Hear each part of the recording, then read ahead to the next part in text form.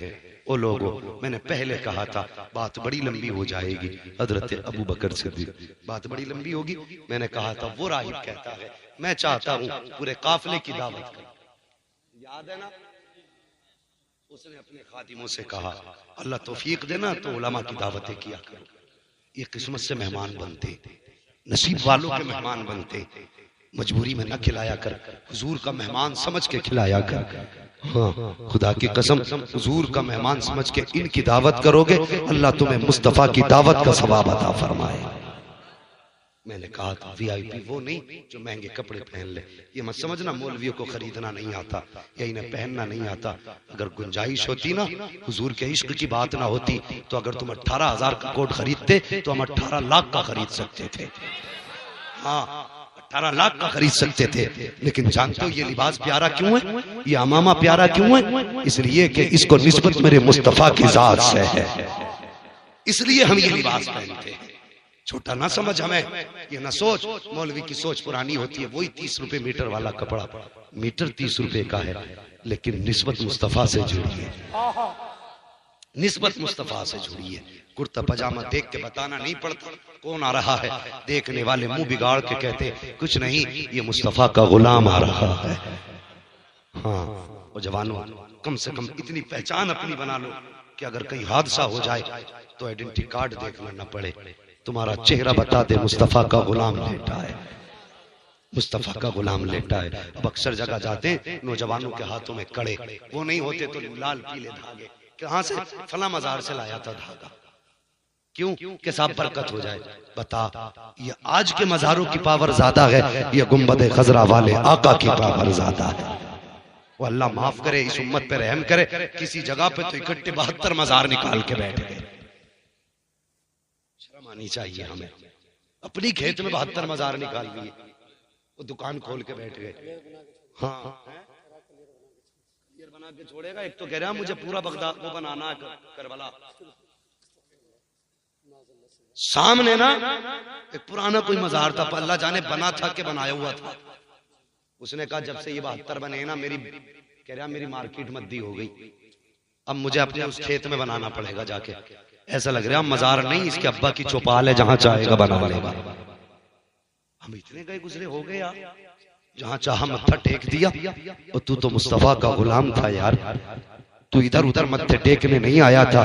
تجھے تو اس لیے بنایا گیا تھا کہ جو تجھے دیکھے وہ تیرے آگے جھکنے پہ مجبور ہو جائے. حضور سے پیار کرو، اگر حضور سے پیار ہو گیا نا تو پھر جھکنے کی ضرورت نہیں ہے. تو 72 مزار نکالے بیٹھے. اور پیروں کو بھی اللہ معاف کرے. ایسا ایسا پیر آ رہا، فصلانہ پیر، چھمائی پیر، سالانہ پیر. ہاں فصل آ گئی تو آ گیا جھولے لے کے. ہاں بھی کتنا ہوا لے کے چلا گیا. باقی 6 مہینے مرید نے کیا کیا کوئی لینا دینا نہیں. پیر نے کیا کیا ہے مرید کو لینا دینا. پیر ایسے تلاش کرو جس کی نظر دل پہ رہا کرے. کبھی وہ کامیاب نہیں ہو سکتے جو مریدوں کی جیب جھانکا کرتے. کامیاب وہی ہوتے ہیں جو مریدوں کا دل جھانکا کرتے. اللہ اللہ دل جھانکنے والا کامیاب ہے. سمجھیں گے اس بات پہ غور کریں گے. جوانوں یہ کڑے اتار دو، کلائیاں خالی کرو، چہرے پہ مصطفیٰ کی سنت سجاؤ. حضور کو کوئی ایک گالی دے دے تو ہم مارنے مرنے تیار ہو جاتے ہیں. میں تانا دینے نہیں آیا، مجھے خود اصلاح کی تم سے زیادہ ضرورت ہے. لیکن ایک بات کا جواب دو، ہم ہفتے میں 3 مرتبہ حضور کی سنت منڈا کے نالی میں ڈالتے. ہم سے کوئی پوچھنے والا ہے کہ ہم نے حضور کا دل دکھایا کہ نہیں؟ ایک نے کارٹون بنا دیا، پوری دنیا کا مسلمان میدان میں آ گیا. حضور کی توہین ہوئی ہے.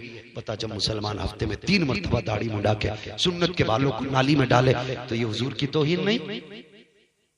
جوانوں اللہ توفیق دے، چہروں پہ داڑھی سجا دو تاکہ خدا نہ کرے اگر کہیں حادثہ ہو جائے تو چہرہ بتا دے اسے شمشان نہیں لے کے جانا ہے، قبرستان لے کے جانا ہے. اس کا انتظار آگ نہیں قبرستان میں مصطفیٰ کر رہے ہیں. حضور سے پیار کرو، کریں گے انشاءاللہ حضور سے پیار. بولو انشاءاللہ. او یار انشاءاللہ ہی تو کہہ دو. میں جانتا ہوں عمل تبھی ہوگا جب حضور چاہے گے. جب حضور کی نظریں گرم ہو جائے گی خود چہرے پہ داڑھی سج جائے گی. ہاں مجھے بھی وہ اصلاح کے طریقے اچھے نہیں لگتے کہ ہاتھ اٹھا بھائی، بیٹھ کے کہہ بھائی، کھڑے ہو کے کہہ بھائی. میرے کہنے سے کون رکھے گا؟ عمل وہی کرتا ہے جسے رب توفیق دیتا ہے. میرا کام ہے، ہو سکتا ہے کسی جوان کے دل میں آ جائے، آج نہیں 8 دن بعد دل میں اثر کر جائے بات، 8 دن بعد نہیں، مرنے سے پہلے یہ بات یاد آ جائے۔ کوئی مولوی آیا تھا، حضور کی داڑھی کی بات کر کے گیا تھا کہ یار پوری زندگی تو کچھ نہ کیا، قبرستان جانے کا وقت ہے، داڑھی سجا لوں۔ اللہ اکبر، کتنی عظمتیں ہیں داڑھی کی۔ بعض روایات میں تو یہاں تک آیا ہے اگر مومن کامل داڑھی لے کے قبر میں جاتا ہے تو فرشتے آتے ہیں، ایک فرشتہ جب چہرے سے کفن ہٹاتا ہے اچانک ڈھک دیتا ہے، دوسرا کہتا ہے کیا ہوا؟ کہتا چہرے پہ داڑھی لے کے آیا ہے، حیا رہی ہے، اس سے سوال کیسے کریں؟ چہرہ بتا رہا ہے یہاں بھی ان کا پیار لے کے آیا ہے، وہاں بھی ان کے پیار میں مر کے آیا ہے۔ نعرہ تکبیر، نعرہ رسالت، علماء اہل سنت، مسلک اعلی حضرت، جشن غوث الورا۔ اللہ اکبر، جانتے ہو راغب نے دعوت کر دی، سارے کیا کیا جانتے ہو؟ سب نے مال کی حفاظت کے لیے حضور کو وہیں چھوڑ دیا۔ سب تو کھانے آگے، حضور رہ گئے، لیکن راہب کی جو نگاہ تھی نا وہ ان پہ نہیں تھی، حضور پہ ٹکی تھی۔ جب سب آ گئے تو راہب نے کہا کوئی رہا تو نہیں؟ سب کہنے لگے نہیں کوئی نہیں رہا۔ کہا اور دیکھ لو غور سے، کوئی رہا تو نہیں؟ کہا نہیں کوئی نہیں رہا۔ راہب پھر چھت پہ چڑھا، کیا دیکھا؟ وہی درخت، وہی والضحیٰ کا چہرہ، وہی واللیل کی زلفیں، وہی مازاد کی آنکھیں۔ نیچے اترا، کہنے لگا بتا تو صحیح اس بچے کو کیوں چھوڑا ہے؟ ایک سردار کھڑا ہوا، کہنے لگا کوئی بات نہیں، وہ یتیم ہے، اس کی اوقات کیا ہے؟ ہم نے مال کی حفاظت کے لیے چھوڑا ہے۔ غصہ آیا راہب کو، کہنے لگا زبان کو لگام دے، تیری اوقات نہ تھی میرے دسترخوان پہ بیٹھتا، یہ تو صدقہ اس 12 سال کے بچے کا ہے جو تجھے میں نے اپنے دسترخوان پہ بیٹھا رکھا۔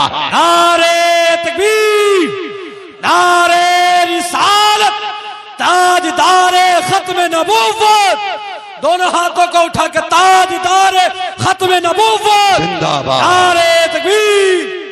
اللہ اکبر، کہنے لگا تمہیں روٹی بعد میں ملے گی، بچے کو پہلے لایا جائے۔ میرے حضور کے چچا اٹھے، جلدی سے لے کے آئے۔